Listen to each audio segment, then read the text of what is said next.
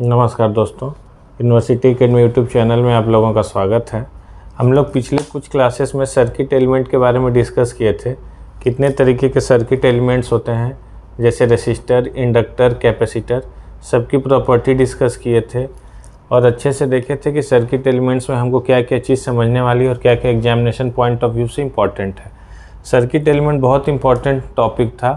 अब जो भी चीज़ हम आगे चल के पढ़ेंगे सब में RLC का कहीं ना कहीं यूज होगा और उसकी प्रॉपर्टीज़ का एप्लीकेशन हर जगह होगा। तो जो लोग भी अभी तक नहीं देखे हैं वो जाएं, वीडियो की प्लेलिस्ट है, उसमें पुराने वीडियोस अवेलेबल हैं सर्किट एलिमेंट्स के, उसके पहले के कुछ बेसिक और सिलेबस, ये सारी चीज़ें उसमें अपलोड हैं। आप लोग जाके देख सकते हैं प्लेलिस्ट में। और जितने भी टॉपिक हमने अभी तक कवर किए हैं उसके hand written notes description box में PDF के फॉर्मेट में भी अवेलेबल है। तो आप लोगों को हैंड रिटन नोट्स अगर चाहिए तो वहाँ से आप लोग डाउनलोड कर सकते हैं। यहाँ पे जो भी काम करते हैं हम अच्छे से समझाने का करते हैं। बहुत डिटेल नोट्स का यहाँ पे रिक्वायरमेंट नहीं है क्योंकि उतना सफिशिएंट टाइम नहीं है। यहाँ पे हम चीज़ों को अच्छे से समझा देते हैं और बाकी हैंड रिटन नोट्स में जो भी चीज़ हम यहाँ पढ़ाएं हैं वो डिटेल्ड फॉर्मेट में अवेलेबल है। ठीक है, तो हैंड रिटन नोट्स आप ज़रूर से उसको अवेल करें। आइए देखते हैं, आज नया टॉपिक है, पहले ही यूनिट में नया टॉपिक है। क्या है? कॉन्सेप्ट है कुछ, concept of active and passive element. Active passive element क्या होता है? Linear and non linear element क्या होता है? यूनिलेटरल एंड बाइलेटरल एलिमेंट्स क्या होते हैं? तो ये तीन मेजर टॉपिक देखेंगे। अगर इसमें से तीनों हो जाता है आज तो ठीक है, वरना इसको 2 लेक्चर में करके डिवाइड करके हम स्टडी कर लेंगे। ठीक है, उसमें बहुत घबराने की बात नहीं है, इसको अच्छे से स्टडी करेंगे और ये एग्जामिनेशन में आता भी है। ठीक है, सबसे पहले हम देखते हैं एक्टिव एंड पैसिव एलिमेंट। समझते हैं कि किस किस एलिमेंट को हम एक्टिव एलिमेंट बोलते हैं और किस किस एलिमेंट को हम पैसिव एलिमेंट्स बोलते हैं। अभी तक हम 3 एलिमेंट्स पढ़े हैं। कौन कौन से हैं? R, L and C। और क्या है? और पहले से हमको अंडरस्टैंडिंग है वोल्टेज सोर्स और करंट सोर्स होता है। किसी भी सर्किट में कोई भी अगर हमारे पास सर्किट है उसमें या तो वोल्टेज सोर्स लगता है या करंट सोर्स, और उस सर्किट एलिमेंट में R, L या C या तीनों या दोनों या तीनों में से कोई एक या 2 या 3 कॉम्बिनेशन कुछ भी लग सकता है। ठीक है, तो हम समझते हैं कि कौन से एलिमेंट उसमें से एक्टिव एलिमेंट है, सर्किट में जो एलिमेंट हमारे प्रेजेंट रहते हैं, और कौन से एलिमेंट हमारे पैसिव एलिमेंट है। ठीक है, समझते हैं active element.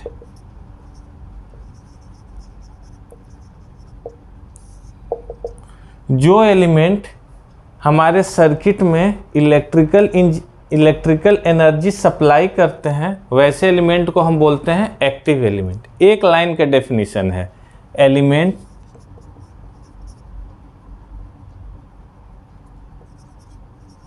elements which supply electrical energy to the circuit। कोई सर्किट में अगर इलेक्ट्रिकल एनर्जी अप्लाई करता है तो वैसे एलिमेंट को हम क्या बोलते हैं? Active element. डिटेल डेफिनेशन नहीं है, वो हैंड रिटन नोट्स में अवेलेबल है, हमें समझाने के पर्पज से यहाँ लिखे हैं। समझना बस हमको इतना है कि हमारे इलेक्ट्रिकल सर्किट में जो एलिमेंट इलेक्ट्रिकल एनर्जी सप्लाई करने का काम करते हैं वैसे एलिमेंट को हम बोलते हैं एक्टिव एलिमेंट। फॉर एग्जांपल, हमको एग्जांपल याद रखना है, कौन कौन से जो एनर्जी सप्लाई करते हैं? वोल्टेज सोर्स,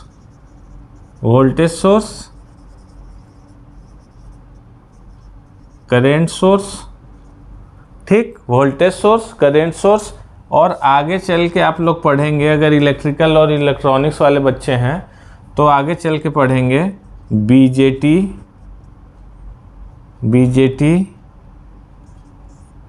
JFET,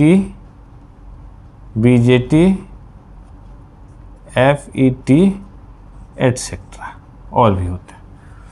ठीक, मेन क्या क्या है? Voltage source and current source. ये क्यों 2 और एग्जाम्पल लिखे हैं? आप लोग के एग्जामिनेशन में आएगा कि डिफाइन एक्टिव एलिमेंट, तो आप ये 4 एग्जाम्पल लिख सकते हैं। ये 2 आप एज इट इज याद कर लीजिए, बीजेटी एंड एफईटी अगर आप 12th में नहीं पढ़े हैं, और वोल्टेज सोर्स और करंट सोर्स तो हमको पता ही है कि सर्किट में क्या करते हैं, इलेक्ट्रिकल एनर्जी सप्लाई करने का काम करते हैं। जो भी एलिमेंट हमारे सर्किट में इंडेफिनिट पीरियड ऑफ टाइम, एक indefinite period of time, fix नहीं कितना ही देर सप्लाई करेंगे, जब तक लगा है तब तक सप्लाई करेगा, जब तक सर्किट में लगा है तब तक सप्लाई करेगा, तो वैसे एलिमेंट को हम बोलते हैं active element. Voltage source, current source, BJT, FET etcetera, और भी बहुत सारे एलिमेंट हो सकते हैं, बट हमको उतना याद करने की ज़रूरत नहीं है।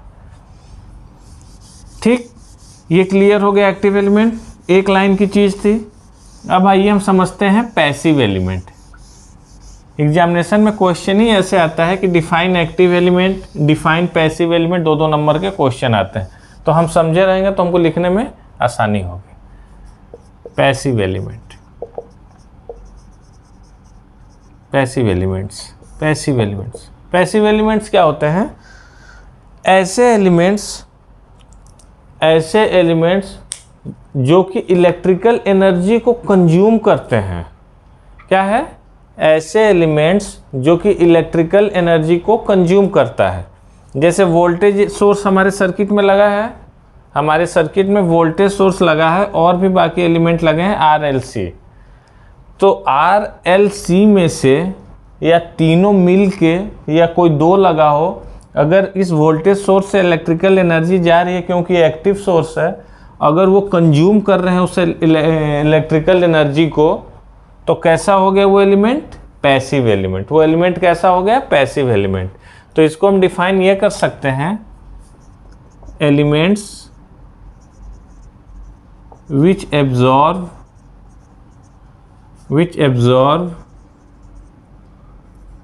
electrical energy is called passive element, is called passive element। ऐसे एलिमेंट्स जो कि इलेक्ट्रिकल एनर्जी एब्जॉर्ब करते हैं, वैसे एलिमेंट को हम क्या बोलते हैं? Passive element. जैसे कि RLC, ये हमारे एग्जाम्पल्स हैं। RLC रेसिस्टेंस भी एनर्जी को एब्जॉर्ब करता है, बट क्या करता है? हीट के फॉर्म में डिसिपेट कर देता है। तो उससे मतलब नहीं है कि वो उसको क्या किया, उस एनर्जी को रखा कि हीट के फॉर्म में डिसिपेट कर दिया, ये मतलब नहीं है। उसको एब्जॉर्ब किया, उसको लिया है, तभी तो उसको वो रिलीज कर पाया है। तो रेसिस्टेंस को क्या बोलते हैं? Passive element. क्यों? क्योंकि ये हीट को, ये एनर्जी को हीट के फॉर्म में क्या कर दिया है? डिसिपेट कर दिया है। तो पहले एब्जॉर्ब किया, फिर डिसिपेट कर दिया। इंडक्टर और कैपेसिटर स्टोर कर लेते हैं। इंडक्टर और कैपेसिटर क्या होता है? स्टोर कर लेते हैं। जब हम इंडक्टर और कैपेसिटर के बारे में इंडिविजुअली पढ़ा रहे थे सर्किट एलिमेंट में, तो वहाँ हमने बता रखा था कि इंडक्टर और कैपेसिटर एनर्जी को क्या कर लेते हैं? स्टोर कर लेते हैं। इंडक्टर स्टोर कर लेता है in the form of magnetic field, और कैपेसिटर स्टोर करता है in the form of electric field. Capacitor किस फॉर्म में करता है? इलेक्ट्रिक फील्ड के। और इंडक्टर किस फॉर्म में करता है? मैग्नेटिक फील्ड के। शॉर्ट फॉर्म लिखा है यहाँ पे। रेसिस्टेंस क्या करता है? वो एब्जॉर्ब नहीं करता है किसी फॉर्म में, वो डिसिपेट कर देता है। जाता है एनर्जी उसके पास, उसके बाद उस एनर्जी को हीट के फॉर्म में डिसिपेट कर देता है। फॉर एग्जांपल हमारे वाटर हीटर, जो हमारे वाटर हीटर इमर्सन रॉड होता है, तो इमर्सन रॉड कुछ इस तरीके से रहता है, और जब हम उसको वाटर के बकेट में डालते हैं और यहाँ से सप्लाई दे देते हैं, तो क्या करता है? यहाँ पे हीट है, यहाँ पे करंट आया, और यहाँ पे क्या है? रेसिस्टेंस है, हाई रेसिस्टेंस है। तो क्या किया? इस एनर्जी को, जो एनर्जी वोल्टेज इसको सप्लाई किया था, उसको क्या करेगा? ये हीट के फॉर्म में डिसिपेट कर देगा, क्योंकि रेसिस्टेंस लगा है। तो उसी हीट से ये पानी हमारा क्या होता है? गर्म हो जाता है। ये पानी क्या होता है? हीट हो जाता है। तो रेसिस्टेंस की प्रॉपर्टी क्या है? रेसिस्टर की प्रॉपर्टी क्या है? कि एनर्जी को हीट के फॉर्म में डिसिपेट कर देगा, और इंडक्टर और कैपेसिटर उस एनर्जी को स्टोर कर लेगा। Inductor in the form of the magnetic field, capacitor in the form of electric field. ठीक है, तो अभी तक हम ये समझें कि हमारे पैसिव एलिमेंट कौन कौन से हैं। हमारे पैसिव एलिमेंट हो गए RLC। ठीक है, तो अभी बेसिक 3 एग्जाम्पल हमको याद रखने हैं। RLC क्यों क्या करते हैं कि पावर को एब्जॉर्ब करते हैं, पावर को एब्जॉर्ब करते हैं। ठीक है, अब एक चीज़ और देख लेते हैं इसके साथ साथ। एक्टिव समझ में आ गया, पैसिव समझ में आ गया। देखो अगर ये हमारे पास कोई भी एलिमेंट है, फॉर एग्जांपल इस एलिमेंट का नाम है x, अगर कोई एलिमेंट है इसमें हम करंट सप्लाई किए I, इसमें हम करंट सप्लाई किए I, तो इस I करंट की वजह से इस एलिमेंट में क्या होगा, वोल्टेज ड्रॉप होगा। इस एलिमेंट में क्या होगा, वोल्टेज ड्रॉप होगा। For example V। तो जब भी हमारा जो करंट है वोल्टेज के पॉजिटिव पोलैरिटी में इंसर्ट करे, जब भी हमारा करंट, ध्यान से सुनिए ये बात, जब भी हमारा करंट जो है, करंट की डायरेक्शन वोल्टेज के पॉजिटिव साइन में जाए, इंसर्ट करे, तो उस केस में ये जो हमारा एलिमेंट है वो पावर को क्या करता है, एब्जॉर्ब।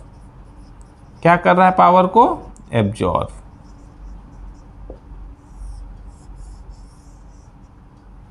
ठीक है, पावर को क्या किया, एब्जॉर्ब। मतलब पावर इस केस में क्या है, ग्रेटर देन 0। पावर क्या है इस केस में, जिस केस में पावर एब्जॉर्ब होता है तो उसकी कंडीशन होती है पावर ग्रेटर देन 0।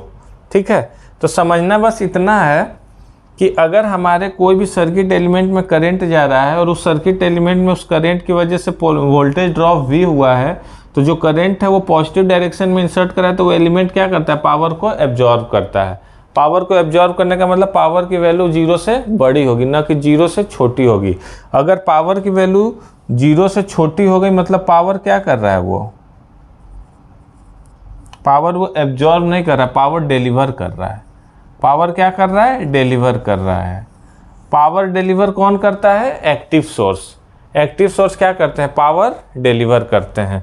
और पैसिव सोर्स क्या करते हैं, पावर एब्जॉर्ब करते हैं। पैसिव एलिमेंट पावर को एब्जॉर्ब करते हैं और एक्टिव एलिमेंट पावर को डिलीवर करते हैं।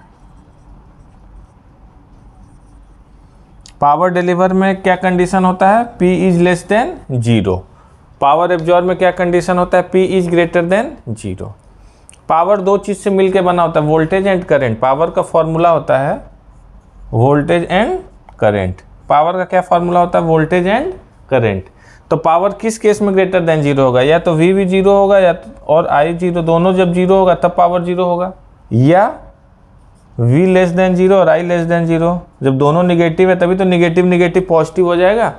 तो पावर ग्रेटर देन 0 के लिए दो केस होगी, या तो VI दोनों पॉजिटिव हो या तो VI दोनों निगेटिव हो। तो उस केस में हमारा क्या होगा, पावर पॉजिटिव होगा, पावर एब्जॉर्ब होगा। मतलब हमें ये समझ में आया कि पैसिव एलिमेंट में अगर VI कैरेक्टरिस्टिक हम बनाते हैं तो V और I जब दोनों पॉजिटिव है तब वो सर्किट एलिमेंट पैसिव होगा। अगर V और I दोनों निगेटिव है तब पैसिव होगा। अभी एग्जांपल्स इसको और अच्छे से समझ लेंगे, अभी बस थ्योरेटिकल चीज़ देखते हैं। पावर लेस देन 0 के लिए एक ही कंडीशन होगा, या तो V लेस देन 0 हो और I ग्रेटर देन 0 हो, या तो V greater than 0 I less than 0। दोनों में से एक निगेटिव होगा और एक पॉजिटिव होगा, तभी ये कंडीशन आएगा। ठीक है, इतनी बात समझे। पावर एब्जॉर्ब में पावर ग्रेटर देन 0, या तो V पॉजिटिव I पॉजिटिव, दोनों पॉजिटिव, या दोनों negative V and I। V and I क्या है, किसी भी एलिमेंट का V और I कैरेक्टरिस्टिक है।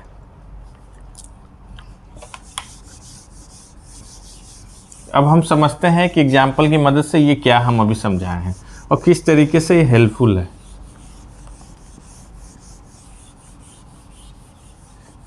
इसको एग्जाम्पल से समझते हैं। फॉर एग्जाम्पल हमारे पास कोई क्वेश्चन आ गया इस तरीके से कि हमको VI कैरेक्टरिस्टिक गिवन है।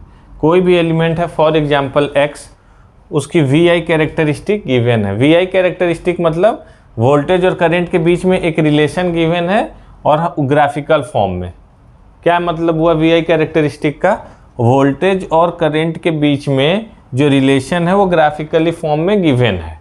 ठीक है, फॉर एग्जाम्पल हमारे पास इस तरीके का एक रिलेशन गिवन है V एंड I का, और हमको बोल दिया क्वेश्चन में कि कमेंट करिए कि ये जो सर्किट है, ये जो एलिमेंट है जिसका वी आई कैरेक्टरिस्टिक गिवन है, वो एक्टिव है या पैसिव है। कमेंट करना है कि एक्टिव एलिमेंट है और पैसिव, बताना है। क्वेश्चन है कि जो एलिमेंट है वो एक्टिव है कि पैसिव है। कौन सा एलिमेंट? जिस एलिमेंट का वी आई कैरेक्टरिस्टिक क्वेश्चन में गिवन है। कैसे पता चलेगा हमें? हमें अभी तक इतना पता है कि एक्टिव एलिमेंट पावर डिलीवर करता है, पैसिव एलिमेंट पावर एब्जॉर्ब करता है। ठीक है, अब देखते हैं क्या हम बोले थे। एक्टिव के लिए क्या कंडीशन था? एक्टिव के लिए कंडीशन था v less than 0, i greater than 0, v less than 0, i greater than 0 या v greater than 0, i less than 0। Passive के लिए क्या था? v less than 0, i less than 0 या v greater than 0, i greater than 0। मतलब passive के लिए power positive था, एक्टिव के लिए पावर नेगेटिव था। अब देखते हैं यहाँ पे रिलेशन। यहाँ पे हम रिलेशन देखते हैं क्या है। इस लाइन में जो फर्स्ट क्वाड्रेंट में है, यहाँ पे v भी पॉजिटिव है और i भी पॉजिटिव है हर एक जगह। तो यहाँ पे क्या है? v greater than 0, i greater than 0। तो यहाँ पे क्या है? अभी तक तो यहाँ से ये पता चला है फर्स्ट क्वाड्रेंट में कि एलिमेंट हमारा क्या है? पैसिव है। इधर भी देख लेते हैं क्या है। ये क्या है? ये निगेटिव v है और ये निगेटिव i है। मतलब यहाँ पे v लेस देन 0 और i लेस देन 0। तो यहाँ से भी पता चला कि हमको क्या है, यहाँ पे भी पॉजिटिव पावर है और यहाँ पे भी पॉजिटिव पावर है। दोनों केस सेम है। मतलब ये कैसा एलिमेंट है? ये एलिमेंट है हमारा ये एलिमेंट है हमारा पैसिव एलिमेंट। कैसा एलिमेंट है? Passive element. तो इस तरीके से हम देख लेते हैं पावर का रिलेशन निकाल के, एनर्जी का रिलेशन निकाल के। पावर एनर्जी अभी एक ही तरीके से समझो। ये रिलेशन से हम ये देख सकते हैं कि हमारा जो एलिमेंट है एक्टिव है कि पैसिव है। अगर हमको ग्राफिकल फॉर्म में क्वेश्चन आता है कोई और हमसे ये पूछता है कि कमेंट करिए कि एलिमेंट एक्टिव है या पैसिव, तो हम इस तरीके से इसको चेक कर सकते हैं। ठीक है, एक और क्वेश्चन कर लेते हैं और थोड़ी सी क्लियरिटी हो जाएगी इस चीज़ को कैसे इम्प्लीमेंट किया जाए। जैसे क्वेश्चन है, कोई एलिमेंट है, उसका वी आई कैरेक्टरिस्टिक हमें गिवन है और हमें ये बताना है कि वो एलिमेंट एक्टिव है या पैसिव। क्वेश्चन समझना है। क्या क्वेश्चन कहें कि कोई एलिमेंट हमें गिवन है, उसका वी आई कैरेक्टरिस्टिक इस तरीके से दे दिया गया, v and i characteristic given है और हमें ये कमेंट करना है कि वो एलिमेंट क्या है, एक्टिव है या पैसिव है। इस तरीके से हमें बस इतनी चीज़ें दी हुई है। अब हमें बताना है कि एलिमेंट का, जिस एलिमेंट का ये वी आई कैरेक्टरिस्टिक है, वो एलिमेंट एक्टिव है या पैसिव है। तो सबसे पहले वही चीज़ देखेंगे, पावर रिलेशन। इसमें क्या है, दो पार्ट में है ये स्ट्रेट लाइन, तो दोनों अलग अलग पार्ट में देख लेते हैं। इसमें क्या है, v greater than 0, i greater than 0। कैसे? हर एक पॉइंट पे क्या है, हर एक पॉइंट पे v पॉजिटिव है, हर एक पॉइंट पे वोल्टेज की वैल्यू क्या है, पॉजिटिव। उसी तरीके से हर एक पॉइंट पे करंट भी क्या है, पॉजिटिव करंट है। इसमें आते हैं, क्या है, हर एक पॉइंट पे v तो पॉजिटिव है, लेकिन हर एक पॉइंट पे करंट क्या है, निगेटिव है। तो यहाँ पे पावर पॉजिटिव हो गया और यहाँ पे पावर निगेटिव हो गया। मतलब इस केस में ये जो ग्राफ गिवन है, यहाँ तो पावर पॉजिटिव है, यहाँ पावर निगेटिव है। तो जब भी निगेटिव पावर का आ गया स्ट्रेट लाइन, जब भी निगेटिव पावर का स्ट्रेट लाइन आ गया हमारे वी आई कैरेक्टरिस्टिक में, तो हमारा कर्व कैसा हो जाएगा, हमारा एलिमेंट कैसा हो जाएगा, एक्टिव। अगर दोनों केस में पावर पॉजिटिव रहता तब हम बताते कि एलिमेंट कैसा है, पैसिव। बट ऐसे नहीं है कि इधर पैसिव है, इधर एक्टिव है तो पैसिव हो जाएगा। नहीं, इधर पैसिव है फर्स्ट क्वाड्रेंट में, सेकंड क्वाड्रेंट में एक्टिव है, तो हमारा रिजल्ट क्या होगा, एक्टिव एलिमेंट होगा। कैसा एलिमेंट होगा, ये एक्टिव एलिमेंट। ठीक है, पैसिव होने के लिए हर एक पॉइंट पे पैसिव होना चाहिए। पैसिव होने के लिए हर एक पॉइंट पे पैसिव होना चाहिए। कहीं एक पॉइंट पे एक्टिव आ गया, कहीं एक पॉइंट पे पावर लेस देन 0 आ गया, तो हम ये बोल देंगे कि हमारा जो एलिमेंट है, जिसका कि वी आई कैरेक्टरिस्टिक दिया हुआ था, वो एलिमेंट क्या है, एक्टिव एलिमेंट। ठीक है, क्लियरिटी हो गई चीज़ों में। तो अभी तक हम ये समझ लिए एक्टिव क्या होता है, पैसिव क्या होता है, ग्राफिकल हम कैसे कमेंट कर सकते हैं कि हमारा एलिमेंट एक्टिव है कि पैसिव है।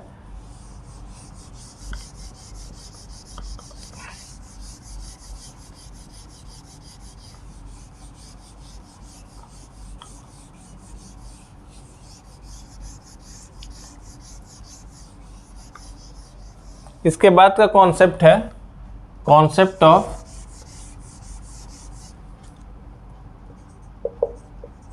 Linear and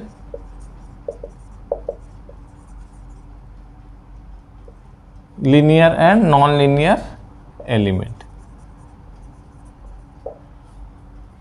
concept of linear and non linear element. अभी तक हम क्या देखें, एक्टिव और पैसिव का कॉन्सेप्ट अच्छे से देखें कि कौन सा एलिमेंट हमारा एक्टिव है, कौन सा एलिमेंट हमारा पैसिव है, और ग्राफिकली भी हम चेक कर लिए कि क्या है। ठीक है, एग्जाम्पल भी देख लिए थे। एक्टिव का एग्जाम्पल था voltage source and current source, passive का एग्जाम्पल था RLC resistor, inductor and capacitor. और भी होंगे, ट्रांसफार्मर भी है, तो बस उतना ध्यान रखने की ज़रूरत नहीं है। बेसिक लेवल में बस एग्जाम्पल हमको 3 याद करके रखना है पैसिव का, inductor, capacitor and resistor RLC। और एक्टिव में कौन से एग्जाम्पल याद रखने हैं हमको, voltage source, current source, BJT etcetera. ठीक है, आइए अब हम देखते हैं इसको linear and non linear element. इसको हम नेक्स्ट क्लास में कंटिन्यू करते हैं। Linear and non linear element क्या होता है, और इसके बाद यूनिलेटरल एंड बाईलेटरल एलिमेंट देख लेंगे। तो ये तीनों टॉपिक हमारा क्या हो जाएगा, कवर हो जाएगा। Active, passive, linear, non linear और यूनिलेटरल, बाईलेटरल। ठीक है, तो नेक्स्ट क्लास में ये दोनों टॉपिक कवर कर देंगे।